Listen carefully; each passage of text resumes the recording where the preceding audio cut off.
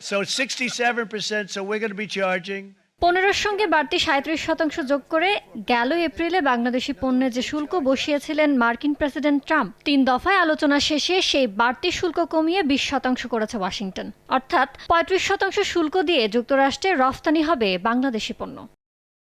স্থানীয় সময় বৃহস্পতিবার হোয়াইট হাউসের ওয়েবসাইটে ট্রাম্পের নির্বাহী আদেশে বাংলাদেশ ছাড়াও কয়েক ডজন দেশের ওপর মার্কিন শুল্কের নতুন হার তুলে ধরা হয়।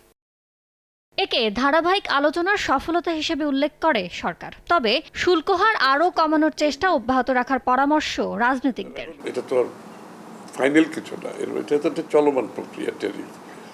সুতরাং এটাকে আরও কীভাবে ইমপ্রুভ করা যায় আগামী দিনে ওদের নেগোসিয়েশনের মাধ্যমে, আমাদের ক্যাপাসিটি বিল্ডিংয়ের মাধ্যমে।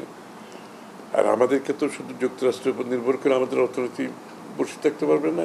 এদিকে বাংলাদেশের কূটনৈতিক তৎপরতাকে সফল হিসেবে দেখছেন রফতানিতে চাপে পড়া ব্যবসায়ীরা। তবে ট্রাম্পের বাণিজ্য নীতি বিশ্ববাজারে যে নেতিবাচক প্রভাব ফেলবে তা মোকাবেলায় কৌশলী হওয়ার পরামর্শ অর্থনীতিবিদদের। অবশ্য বৈশ্বিক বাণিজ্যে এখনও একটি গুরুত্বপূর্ণ অনিশ্চয়তা রয়ে গেছে, কারণ চীনের ওপর পাল্টা শুল্কের হার চূড়ান্ত করেনি হোয়াইট হাউস। সুবিধাজনক চুক্তি করতে পারে ভারতও। ইয়ানুস রিফাত, সময় সংবাদ, ঢাকা।